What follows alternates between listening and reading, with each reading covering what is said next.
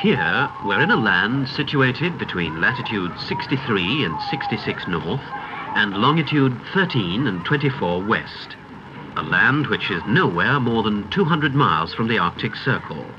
A land where, in summer, the sun shines almost 24 hours a day and it never really gets dark. An old land with new ideas. Iceland.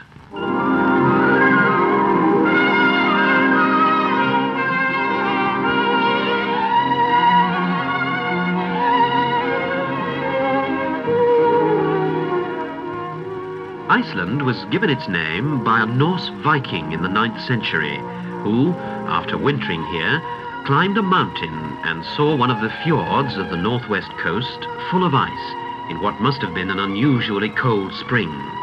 In fact, only about 1/8 of the country is covered by permanent ice.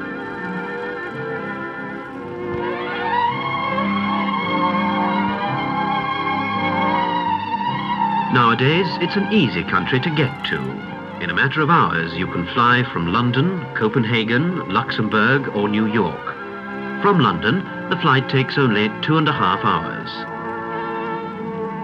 We'll start our visit to Iceland, like most visitors do, in Reykjavik, the capital city. Reykjavik now is a modern town spreading ever outwards and upwards to accommodate its 100,000 people, approximately half the population of Iceland. The rest of the population is scattered around the island, mainly by the coast, leaving 7/8 of the country uninhabited.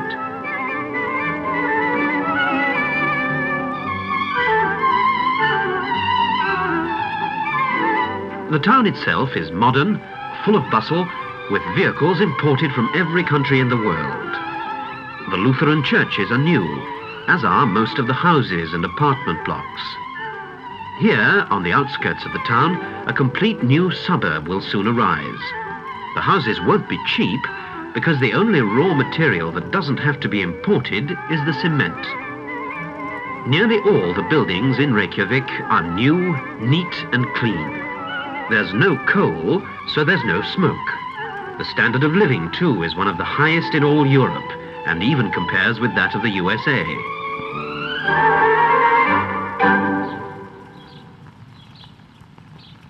Now we're in the garden of Ásmundur Sveinsson, Iceland's leading sculptor, who lives in a house he built for himself just on the edge of the town.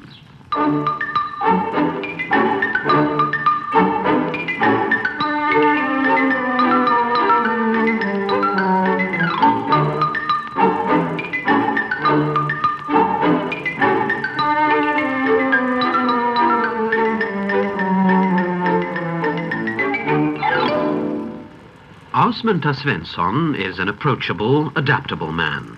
He's a farmer's son from the west coast, but he says he wasn't much good on the farm, so his parents thought he might as well earn his living from something he was good at. After working abroad in France and Sweden, he returned to Iceland in 1930 and has worked here ever since.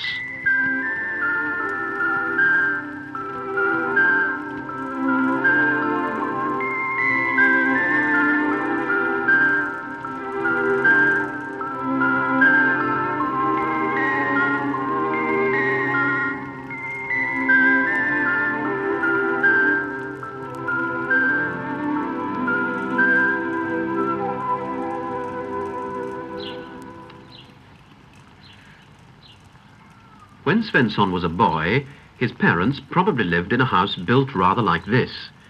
On wedding days and for other important functions, they'd have worn their best traditional clothes, complete with tassels and silver ornaments. These buildings, which used to be a farm called the Árbær, are now preserved as a museum just on the edge of Reykjavik. There are very few of these old buildings left. They were solid, if not comfortable, and they all had to be built out of the materials then available, stones, driftwood and turf, because there are no trees of any size in Iceland. Farms nowadays have changed somewhat, and so have farming methods.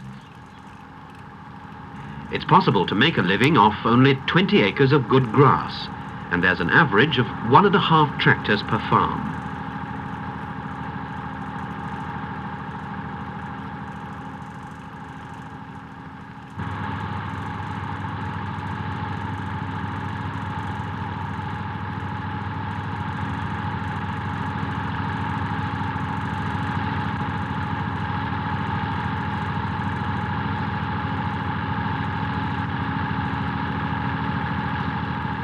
But though modern machines and tractors may have come in to help, the type of farming hasn't changed very much over the years. It's still nearly all pastoral. On the rich green fields of Iceland there are many cattle, descendants of those brought over by the early settlers, which supply Iceland with all the milk products it needs. The rougher pastures at a distance from the farm support many sheep, which are brought down to the valley in September for the annual sorting out and sheep shearing.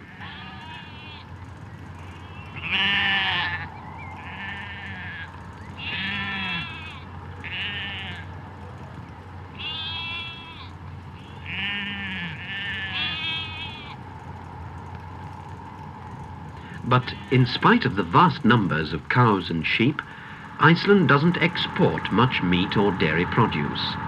Iceland's real wealth lies in the sea, in fish. More than 90% of Iceland's economy depends on fish, and production per fisherman is high due to mechanization and new techniques. Iceland has no great amount of natural resources, no coal, no iron ore, nothing which will support heavy industry. Everything that is brought into the country to make life more comfortable and more pleasant has to be paid for by fish. Much of it is processed ashore and exported in the form of frozen fish or dried fish to countries as far away as Nigeria.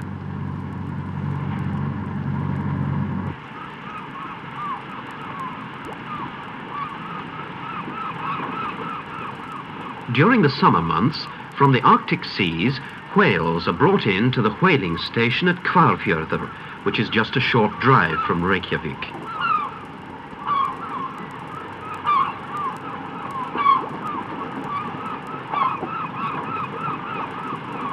As soon as it's landed, the whale is cut up, and every part of it is used in some way. Even the teeth are sold as souvenirs to tourists.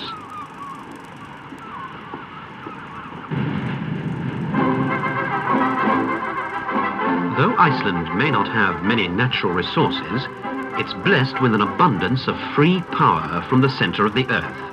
Hot springs abound, like these at Krýsuvík. Some of the hot springs have been harnessed to provide a hot water supply for Reykjavik. The hot water travels through insulated pipes to storage tanks on a hill in the town, from where it is distributed. In spite of having to travel a distance of over 10 miles, the water temperature is still about 185 degrees Fahrenheit. The only other town to have a similar hot water supply is Wellington in New Zealand.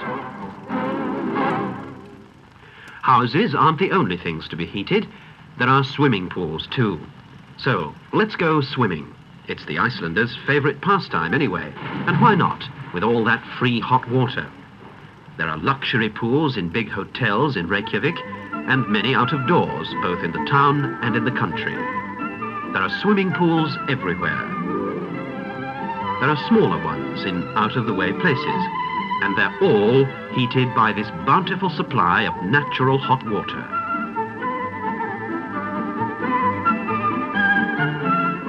Sometimes it's free steam that's used for sauna baths. This one is by the lakeside at Laugarvatn.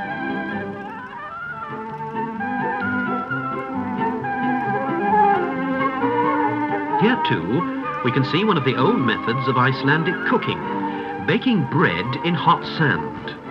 A tin containing the dough is just buried in the hot sand by the lakeside and then left for about 12 hours.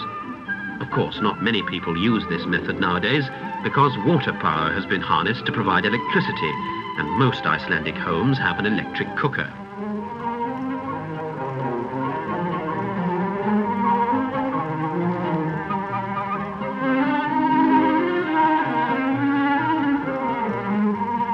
One town which really does depend entirely on the benefit of a hot water supply from the earth is Hveragerði. This is a town of glass houses, 29 miles southeast of Reykjavik. The steam comes up in generous amounts at various places in the town and has been harnessed to heat glass houses by the hundred. Here grow all sorts of exotic flowers and vegetables. It's one of the unexpected attractions of Iceland, finding these tropical conditions so near to the Arctic Circle.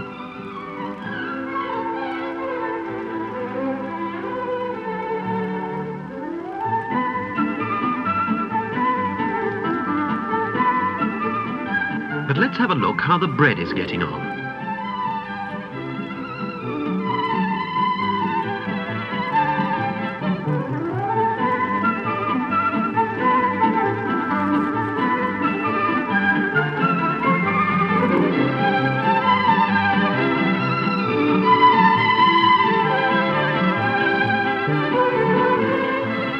There it is, enough for a week for the average family, and done to a turn.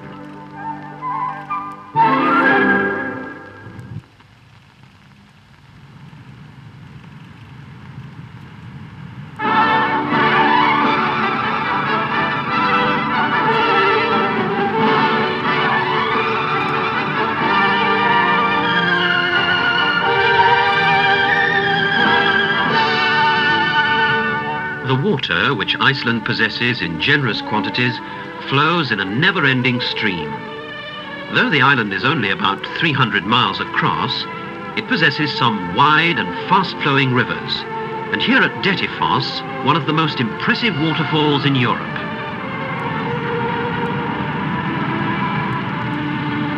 Skogafoss on the south coast.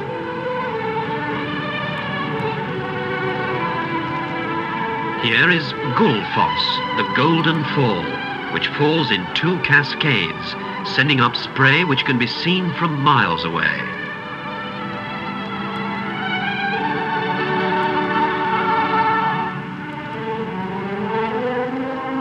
In Borgafjörður district, thousands of streams rush out of the cracks in the lava field and fall down to form a really beautiful river, the Ivita.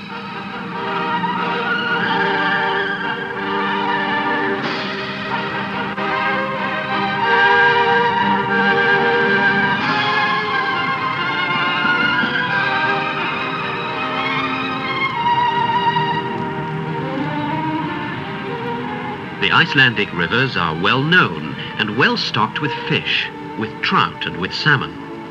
Iceland is a fisherman's paradise. In fact, the name of this river is the Laxer, which means the salmon river. There's only one thing, fishing rights tend to be rather expensive.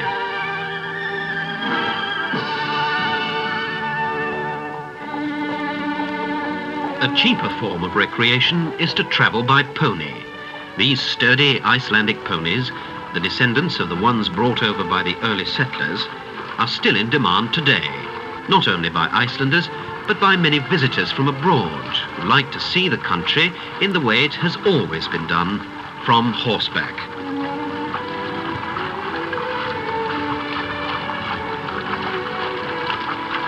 You don't even have to learn to ride. You just sit there and let the ponies take you along.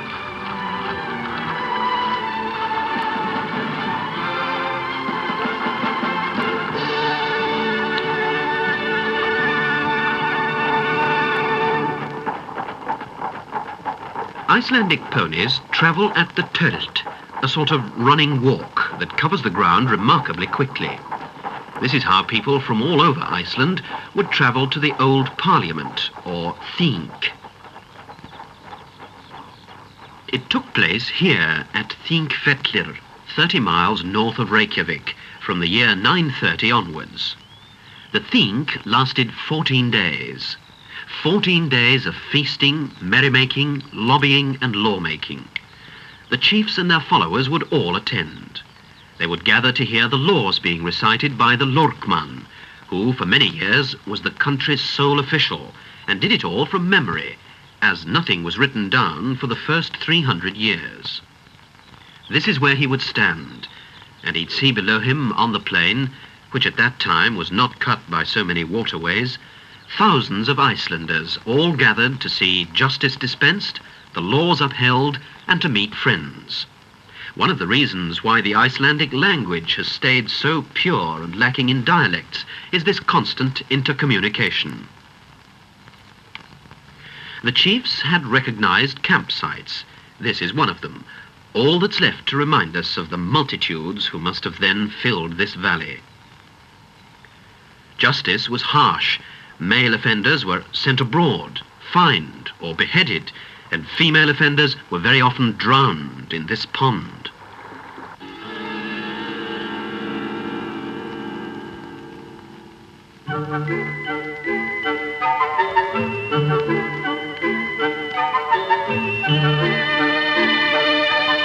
But now it's time for us to travel on to the town of Akureyri in the north. Akureyri is claimed to be the prettiest town in Iceland. Certainly its setting is beautiful on the Eyjafjörður, and there's nothing between it and the Arctic. The population is about 10,000, and it's as modern as Reykjavik in its building and its standard of living.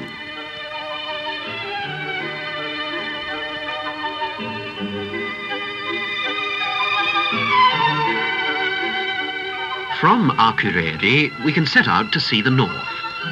There are no railways in Iceland, so we have to go by road. Roads which are adequate, if not very smooth. And the first place we visit is Dimmuborgir, a valley of fantastic shapes. 2,000 years ago, fiery rivers of lava flowed through here, leaving a labyrinth of canyons and peaks. Dimmuborgir means the Black Castles.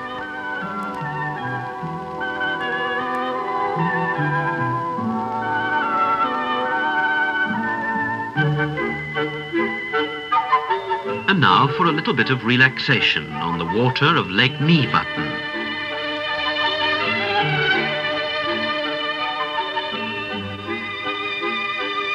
This is one of the most famous places in Iceland, a shallow lake about 15 square miles in size and the most fertile spot of the globe on a similar latitude.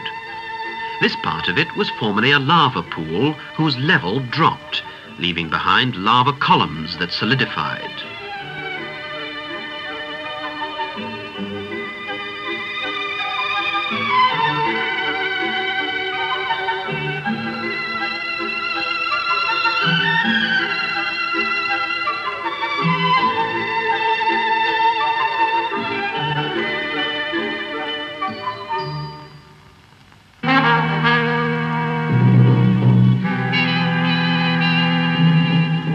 From the cool of the lake, we move on to a barren landscape of smoking rocks, desert sands, and no vegetation. A landscape scarred with steam and covered with sulfur. Námaskarð, where the earth boils.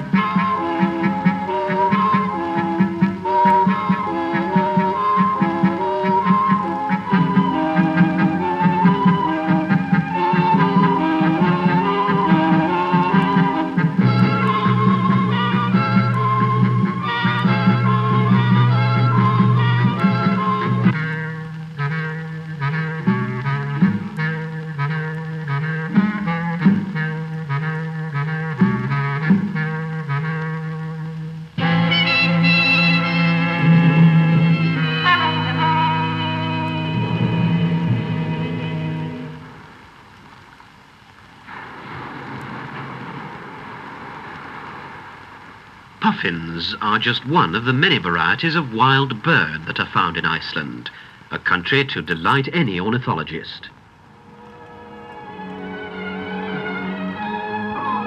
In fact, the coast provides interest enough for anyone, whether he comes as an ornithologist or just to enjoy the scenery.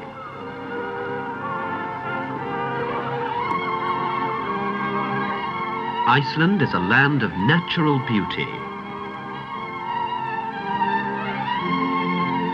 A land of snow on the hills and heat under the ground.